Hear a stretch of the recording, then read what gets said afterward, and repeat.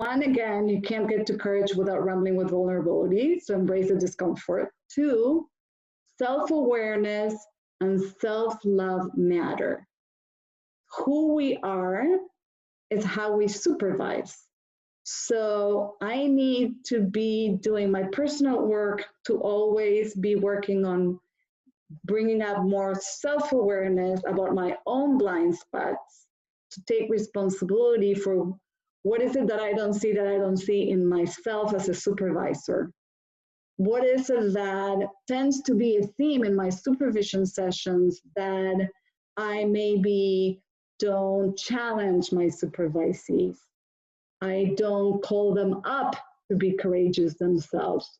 What are some areas in supervision that I notice that become patterns that I'm not brave enough to bring up and to mirror back and reflect back to my supervisees? And self-love matters because if I don't practice self-love, and it is a practice, then I cannot bring that into a supervision session and invite wholeheartedly and authentically invite my supervisees to practice self-love. So first I have to practice self-awareness and self-love myself, and then I can bring it up in my supervision space and invite my clients to do the same. And again, if you're not a supervisor yet, then replace that with coaching. And the third one of the heart of being a daring supervisor is, the good news is that courage is contagious.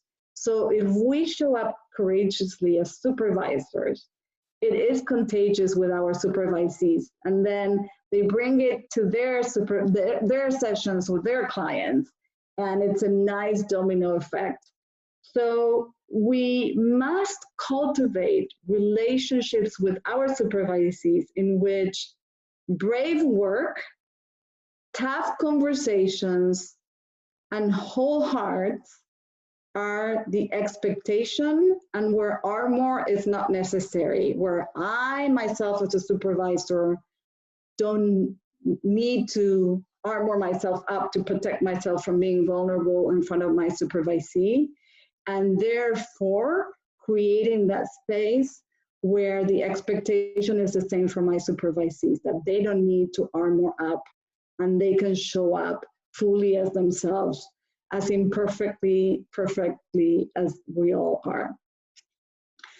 The other part of vulnerability is the biggest reason why people tend to avoid vulnerability is to avoid shame. Because what happens is, if you think back again about the time that you try to show up bravely and you connect to what feelings were showing up for you, chances are that shame kept rising, and thoughts about not being either good enough or the thought of who do you think you are, or thoughts of comparison or scarcity, not enough this, not enough that, and comparing ourselves to other supervisors, other coaches, crept up, and that brings feelings of shame. So that then we armor up and we protect ourselves from being vulnerable, and that doesn't allow us to show up courageously. The important part of vulnerability is that vulnerability is the birthplace of many of the behaviors that define daring leadership, such as creativity, innovation, accountability, difficult conversations, so that if we have a place where we show up vulnerably and we say to each other, let's expect that we're going to make mistakes. Like the poem I read at the beginning, this safe space is not going to be safe all the time, but let's talk about it. Let's be real. Let's be vulnerable. Let's be open. And let's accept that it's okay. We don't have to judge myself or you or our clients, that it's okay to be imperfect and it's okay to make mistakes. And when we foster that, then what happens is that innovation and creativity start showing up in our supervision sessions. So remember that exercise about calling yourself to a space of showing up courageously, the arena. Let me go to that. So we're going to do an exercise now, and it's called the call to courage. And based on Joseph Campbell's quote, "The cave you fear to enter holds the treasure you seek." So if you think about it for a moment, as a supervisor, what is holding you back from showing up courageously in your supervision sessions? And what is holding you back is the cave you fear to enter. And why does it hold the treasure you seek? Because that's the answer that, oh, this is when this shows up, I armor up and I don't show up courageously. So the treasure is in figuring out what is it that I'm afraid of, and what am I when I start armoring up. So it's important to identify where we want to be braver. To name our cave helps us own our fears, and it also takes out some of the power away, because when we name something, it begins to lose its power over us. So what I would like to invite you to do that now is to write down, what is your personal call to courage as a supervisor? Where do you want to be braver? And I want to invite you to be very specific. I want to ask Damien, do you want us to break out into rooms, or let me look at the time? What do you think? I can split people in 3 groups with 3 people each, if you want that. Okay, let's do, how should we say, if we, 10 minutes to, so share. Yeah, so it's 3 minutes each. That will work. So first share, write down what is your personal call to courage as a supervisor. Where do you want to be braver? Write it very specifically. And then share that with each other. Share that, and then share what's the cave you fear to enter and why. And what's the topic that feels too hard to take on, even though you know it is the key to change. Before we go into groups, any questions about this? All right. Is it clear? Yeah. So what is your personal call to courage? And what's the topic that feels too hard to take on, even though you know it's the key to change? And share with each other for 3 minutes.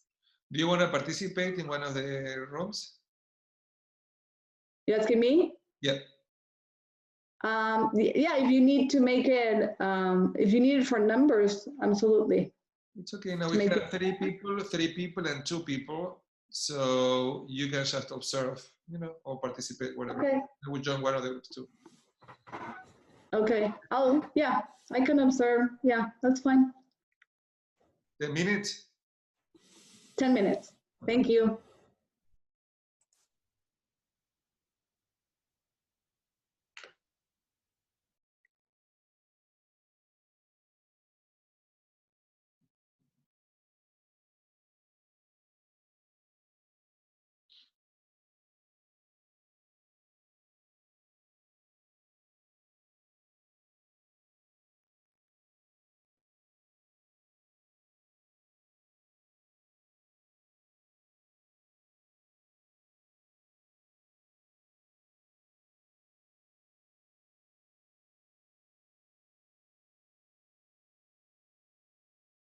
Okay.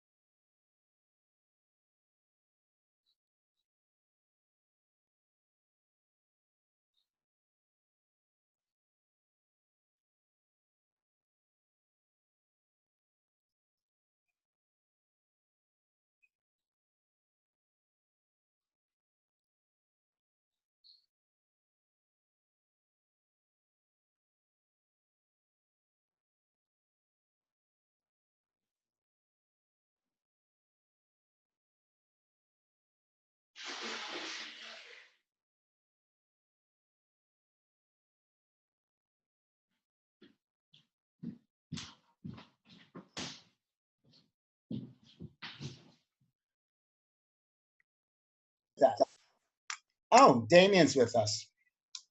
Yes, I am. Yeah, I am going to join you here. Okay. Conversation. Yeah.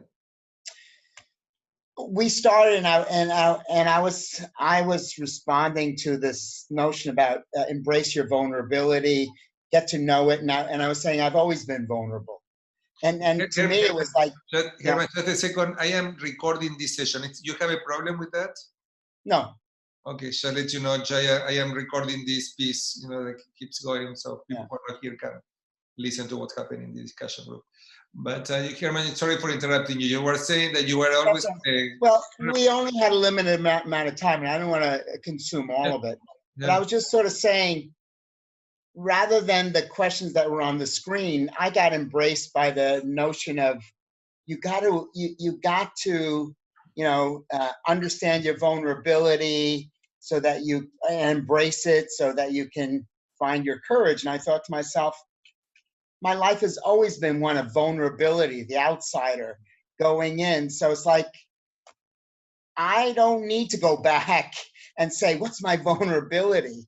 It's been with me all the time. So, but I don't want to consume all the time. So it's sort of like, that's just where I sit. So, Jaya, Herman, is more about being authentic. It's just being yourself, even though, like, for example, you are an immigrant like me. We have that in common. We immigrate to different countries, so we have to be in some way vulnerable, but we need to choose. Are we being authentic? Are we bringing ourselves? Or are we not bringing fully because we may be rejected? Well, we're always struggling with that, aren't we? So even when we're a supervisor or a parent or a husband or we are always there. It's like, who are we? And so that has always been, sort of immigrating to America and being an outsider was always, who am I? Hamlet's to be or not to be was always like in my mind, but not to end my life, but to be what? To be or not to be what? And so authenticity for me has always been, and vulnerability has always been. So again, I want to hear what, Jaya, how did you react to all this? So my story is also a little bit about vulnerability, living in vulnerability all the time, embracing change, embracing courage, not maybe out of choice, but just out of the design of life. So for me, courage and vulnerability come very naturally. But my challenge to be a brave supervisor is the challenge, how to challenge my client in a very open way, because there is a lot of warmth that shows up suddenly and a lot of care shows up when I'm trying to challenge somebody, and suddenly my questions vanish and I don't know what to ask because I'm so much worried about my coach, about my client, that I don't want to hurt. And that's my challenge, and I don't know how to deal with that because I'm noticing that is happening with my clients also. At the moment I see that my client is now reflecting something very, very profound and they're admitting, I'll suddenly say, no, don't worry, don't feel bad. And I think that's the moment when they need to learn something, and it's okay for people to go through a rough patch to be able to learn something. And I prevent that. And I think that's not working for me and for my client. And that's what I want to understand as to how do I break that, because that is preventing me to be a braver supervisor. What I was present is that sometimes there is a parallel process. I see that a lot where the supervisor is not challenging the coach and the coach challenging their clients. So you see that parallel process. I think this is one of the themes in supervision that I hear a lot. Coaches bring into supervision how much I challenge my client, because I'm afraid that if I challenge too much, I may lose the client. But if I challenge too little, you may also lose the client. Now, sharing our struggle about challenging, that can be valuable. Like saying, you know, I am wondering how much I should challenge you here as a coach. Because, you know, what I'm seeing here is that you're having some challenges in challenging the coach. And I find that I have challenges in challenging you and your supervisor as a parallel process. So that vulnerability of the supervisor in line number 6 is not easy for many people, even for me at some point, you know, like, well, today was listening a session where the theme, and Insan is here in the class that we had today, and somebody was like a good guy, a nice guy, and the supervisor was saying, I also wanted to be a good guy, and I am, as the supervisor of the supervisor, I also want to be a nice guy. So maybe being a nice guy or looking good, you know, to be a good person, a good guy, that can be seen like if you challenge you're not being a good guy, something like that. You challenge too much. Yeah, and I think there is a lot of cultural context here also, because in India, if you challenge too much, you know, you'll never get an assignment. So I don't know, it could be my perception, but generally, you know, people stay, maybe it is globally that when you challenge too much, nobody wants to be near you because you're too this thing. And I've experienced that stage also when I'll be asking tough questions to people left, right, and center, and then I see I'm alone in that.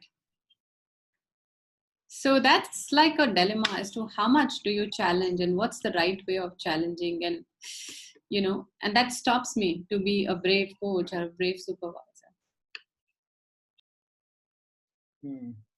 So what do you think? I don't know. I need to still decode that. I want to learn that. So that's a good question for Nancy. Herman, do you have any reactions? Yeah, well, I was listening to that. I was thinking, now, again, just a recent graduate, I've got, you know, 2 people that I'm supervising. And so it's a contrast. One, I'm comfortable with challenging and we have a good professional relationship. The other one, I realize we have developed such a wonderful rapport that I find myself, I hope we can keep this rapport. And I'm wondering, do I sometimes hold myself back, not challenging enough? And that's going to require a little thought. And it's like, so challenging is easy for me unless there's something to really be lost, like a rapport that I really value. And so I'm wondering, I just got to wonder about that for a bit. Yeah, so that will be an example of being authentic and being transparent and taking a risk by disclosing that, say, you know, we have such a great rapport that sometimes I'm wondering if I challenge you too much, what do you think? Yeah. And matter of fact, one of the conversations I didn't articulate it quite as nicely as you just did, Damian, but I came close to that because I felt I can't not share this and be authentic. I have to share this. But I'm not sure I shared it as well as you just did. But then again, there's always tomorrow, isn't there? Yeah. Well, there is always going to happen again. Yeah. Like whatever happens, it may happen again. So whenever it happens, we can be better prepared and better ready. Just to be present to what was our experience and what we're feeling and how that may support our supervisees to build awareness about and role modeling. As Nancy was saying, we can be role model for them by bringing ourselves what's happening to us. Coaches maybe will do that with the clients too. Okay. Damian, on another thing, I am able to stay the whole session today. I cleared up my time. All right. Okay, that's great. So the computer is going to push us out. Yeah, we got to return. Seconds. Okay. Hey, nice talking to you, Damian. Always nice. Yeah. All right. Yeah, you too.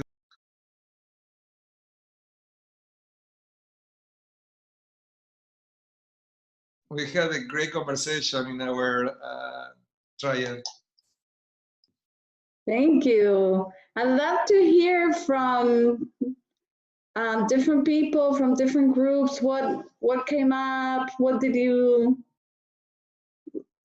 learn about yourself and each other in your conversations? Who would like to go first? It could be either your own call to courage or a theme that you notice in your group.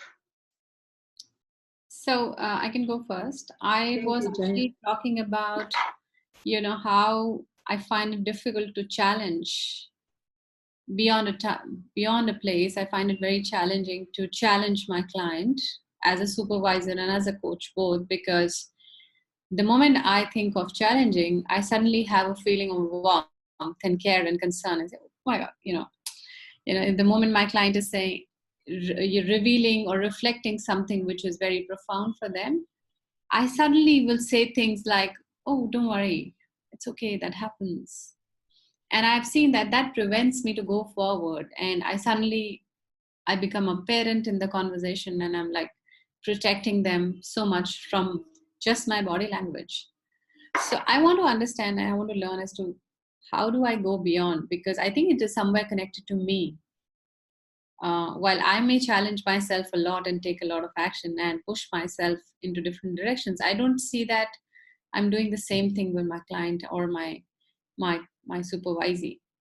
Because the equation, if it is same, I can understand that I'm not challenging myself, hence I'm just reciprocating that. But that's not the case. I'm pretty hard on myself, but that's not the same with my clients. So I'm trying to understand and decode that for myself. Oh, wonderful. Thank you for sharing. What would you say is the consequence in your either coaching or supervision when you don't do that, when you don't challenge your clients? So the clear reflection in last few months is the consequences, the coaching sessions, the supervision sessions will be great till 5, 6. And after that, we don't know what to do. Thank you, Jaya. That's so wonderful that you're noticing that. I mean, after that, we both looking at each other saying, now what? I understand this is valuable, so what else? It makes sense now when you say it out loud, right? And I'm with you because that's my challenge. That's my call to courage. I have the same call to courage as you do. And when we talk about it and we share, we realize, oh, okay, so if I don't challenge them, then I can only go so far. And if I call myself up to give myself permission to challenge them, because it's always, we do it only in the service of our client, whether it's a supervisor or a coach, right, or a coachee. So as long as we do it in the service of our client, then, and we keep that in mind and we're coming from that place, then it's what serves us because it's our personal growth, serves our clients because we're inviting them to step up into a bigger place and they can play bigger in life and in their coaching. Thank you so much, Jaya. Appreciate that. Yes, I was also sharing with Damien that, there's a cultural context to challenge. And I think 1 or 2 clients where I really challenged and stepped up to the courage, they never showed up again. Right. And that's something also a reason to prevent going that far and saying number 10 challenge is this. And wherever it is, it being experimented, they never came back. They stopped taking the course. They never wanted to come back because now what do you do in that situation? Is there a measure? Is there a scale? Is there a way to test how much am I challenging? How much is right? And I don't know, because when I've asked permission for challenge, my client doesn't understand that and say, what do you mean by that? And then suddenly I say, do you want like a 10 challenge or 0 challenge? 10 is too threatening for them because challenge itself as a word is threatening for people. Right. At least in our cultural context, it's too threatening. So let me comment that briefly. But when Jaya was talking, I was thinking also about Tatiana Bashkirova model of self-development, how Michelle and I, we studied with her, and Michael, I mean. And when you talk about the stages of ego development, people's egos may be at different places. So the egos are not well developed and strong. They may not be able to get the feedback, and they may run away. So there is an issue about stages of ego development, and then also there are the cultural issues, and also the gender issues. Like I was wondering, there are many different onions to open to see, when is the right time. And possibly ethical issues. Yeah. Yeah. Mm. Yeah, I think what's coming up for me, listening to Jaya's comment, was the idea that if we've successfully allowed the client to be vulnerable, then there's a sense of the English expression is snookering, in the sense that if you're challenging them, are you then taking quote unquote advantage of their vulnerability? Yes, because there's a sense of we need to stretch, or there's a pseudo contract to stretch the client. That's why they're coming to coaching. But at the same time, I see that a lot of rookie coaches start putting their thumb on that one issue and stay there. And I think that's where the client then doesn't come back, and that's where it can go south, if you will. So the idea of coaching supervision, of course, what's so appealing to me about that is that you're working with coaches who have already gone through all of this. so that you can have these strong, robust challenges without sensing that they're not going to come back. If anything, they're taking on supervision because they want to become better coaches. So the sense of shame, this word shame came up at the Montreal conference, and to me it's still an anathema. So I'm still trying to figure that out. And to Damien's point, I'm questioning, is this a gender thing too? Yeah, and thank you, Michael, and thank you, Damien, for that comment. So important. And to Michelle's quick comment about ethical, I do believe it's not ethical to challenge a client that's not emotionally strong enough to be challenged. So if we go back to what Jaya was saying, 1 to 10, I think instead of, it's always great to ask the client and to ask for permission, but if I'm going to challenge my supervisee or my coachee, I'm going to start with a 1. And then I'm going to wait and see how they react. Can they take in a level 1 challenge? And if they can, then okay, then I'm going to go to a 2 or 1.5, right? And I think we have to be very mindful of the how we challenge. The how is even more important than whether to challenge or not. We gotta go by the nonverbal cues. We gotta go, by their reactions. And some clients, whether it's for gender issues, authority issues, cultural issues, some clients will not feel comfortable pushing back and saying, hey, you're challenging me too much, and that feels scary to me. I don't feel safe. So first of all, create safe space by being very mindful and respectful of the how. It's not challenging for the sake of challenging because I need to be courageous and they need to show up courageously. No, it's not my agenda. And it's always slowly and carefully. And if we get pushback, then respect it. And if we don't need to understand what the issues are, we need to honor and respect them. So that's very, very important.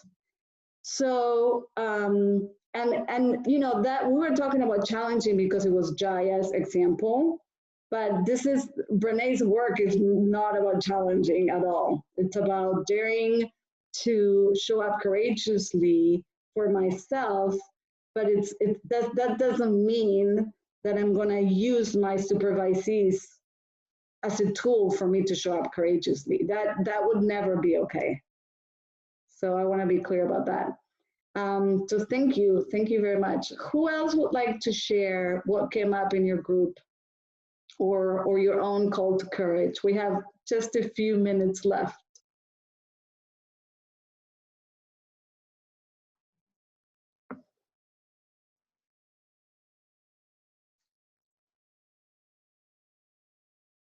Ines? I can go. We were sharing, and in my personal experience, I don't want to talk about others, but we shared about the fears and everything. My experience was when I was going through my training was to work on I6, which was bringing myself into the room, because for a long time I had this belief or this mindset that in coaching you don't have to interfere with your map or with your beliefs with the coachee's awareness or process. So understanding that I had to show up and be there at service, to me it was kind of one of the things that it was difficult to be there. I felt very vulnerable, because I said, I'm not honoring the coaching or the principles and everything, until I understood it and I got in there. And so I felt better by introducing that at the beginning when contracting. And I said, in deference to creating context respectfully, if I'm doing my job right, in a positive way at your service, I have to be there and share with you what I'm sensing and whatever is for you. You can take it or not, but restraining from that, I wouldn't be doing my job. And I felt the permission to be vulnerable in that way. But it was quite a challenge for me. And I'm not lying, Damien was my supervisor and he helped me with that. Thank you so much, Ines. So that's a call to courage that is very, very common and normal for beginning supervision, in the beginning of supervision stage. Very normal. I think most of us can relate to that. So I appreciate you sharing. So I know we're running out of time, but before we go, I wanted to share that, the second part of this courage building program is living into our values. And it's important to note that daring supervisors are never silent about hard things. So like if something unethical shows up in a supervision session, that's a big call to courage. And it's very normal to feel uncertain, at risk, and emotionally exposed when we need to call something that feels unethical. And again, it's the how, right? It's that the goal is never to be judgmental or to be right. It's to call it out into a sacred space in supervision so we can have the conversation. And like Ines was saying, to use yourself as a tool, say, hey, something in my chest or something in my gut just went like this, and I'm having these thoughts about ethics, and can we explore that together? And then have the tough conversation. So it's the courage is not courage to tell people that they're wrong, and it's not courage to tell people what to do. It's the courage to say, it's a tough conversation. I'm scared to have it. I'm feeling at risk and emotionally exposed. And can we still talk about it? Can we be brave together? And that is really important in my belief into doing supervision. So I want to leave you with that. And there's so much more to talk about. And we can invite you. I think we need to invite you to come back, because I think that we just touched, one of the 4 points of your presentation. We get to number 2. So will you be willing to come back and keep working with us? I'd be happy to if that's what everybody wants. Yes. That's okay. But we were talking in the group I was with Jaya, and what I was sharing is as supervising supervisors, one of the most one of the topics that keep coming up and showing up is the fear of supervisors to challenge the client, the clients. So when Jaya was talking about that, I see that there is a fear that if you challenge people, people are not going to like us. So it's like, how do we know that that's? And many people say, yes, I like to be challenged, but then when they are, you don't like so much. But it takes some risk. So there is, I do believe that there is much more to keep talking about how we assess. Jaya, how do we make the assessment? That is what Nancy was saying. How much we push. We not push too much, too fast, will not work. So I think that will be the key element in this, is how we make the assessment. And I do want to make a distinction. That is not part of Brené's research, okay? It's not her research, it's not on challenging clients. I just want to make sure that's clear. But the application, one of the applications is how we be aware of what can be in our way to deal with this. It's one of the most common topics for supervisors, how we deal with this. Is there a resource to refer to when it comes to challenging? Because I'm really dealing with that in my background. Just wanted to ask.